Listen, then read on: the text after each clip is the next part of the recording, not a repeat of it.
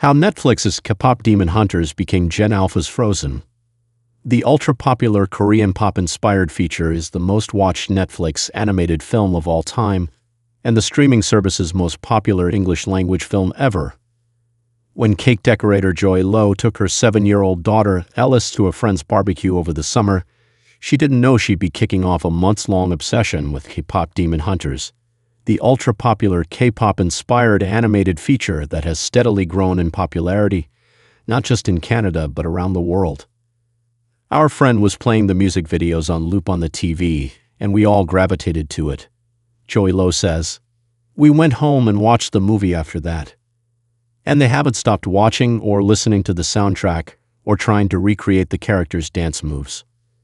There are plenty of reasons why she keeps going back to the movie."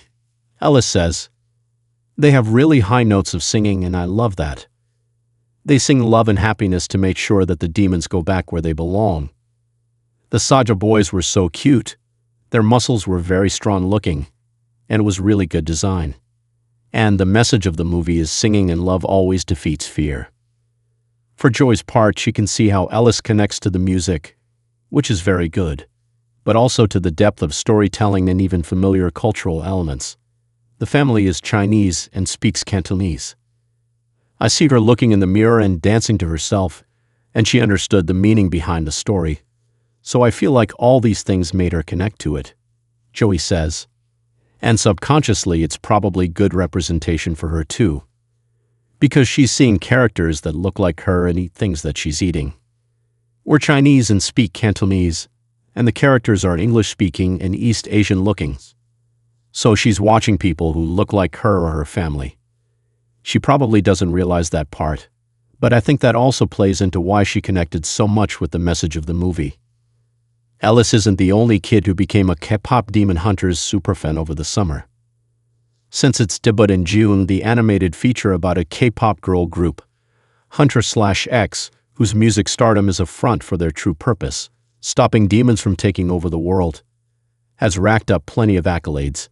It has a 95% fresh rating on Rotten Tomatoes, with IndieWire calling it a endearing, beautifully animated crowd pleaser, and The Hollywood Reporter praising it as a fast and funny genre mashup that puts most theatrical animated releases to shame.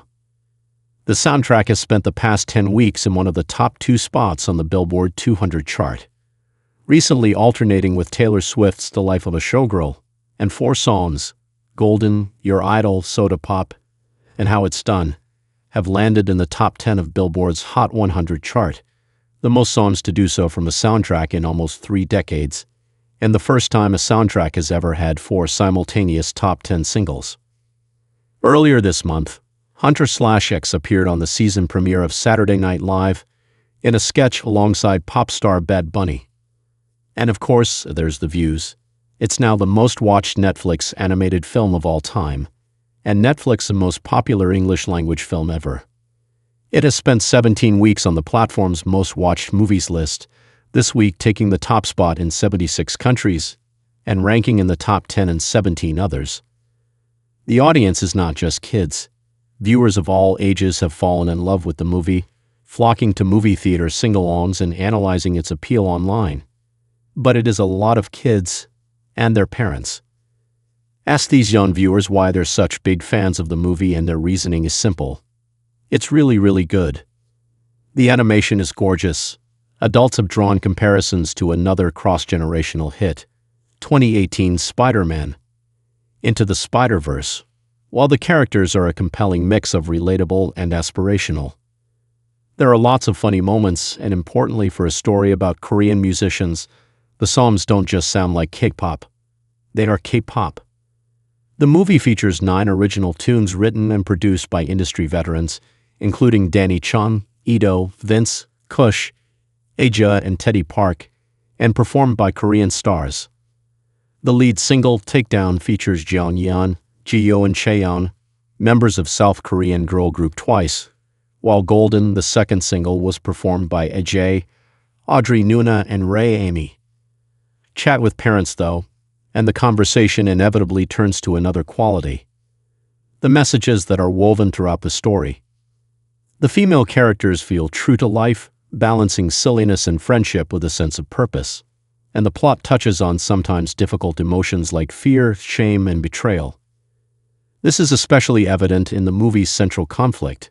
Hunter/ex-rivals, the Saja Boys, are a boy band comprised of demons in disguise who are literally competing for fans' hearts, minds, and souls. But they're not just randomly evil. Lead singer Jinyu is haunted by the consequences of his own selfish behavior and motivated by the desire to avoid further pain. Nuanced themes are also easy to spot in Pop Demon Hunter's big twist. Viewers might think lead singer Rumi is losing her voice because of a secret from her past, but as the movie unfolds, we learn that it's actually self-disgust that's silencing her. I think there's something about seeing girl characters who aren't princesses, who are kicking butt and who are comfortable in their own skins, says Will Perkins, dad to 7-year-old Frankie, who will be dressing up as her favorite character, rapper and lyricist Zoe, for Halloween. The whole movie is about becoming comfortable with yourself and relying on your friends and your family and knowing that they're there.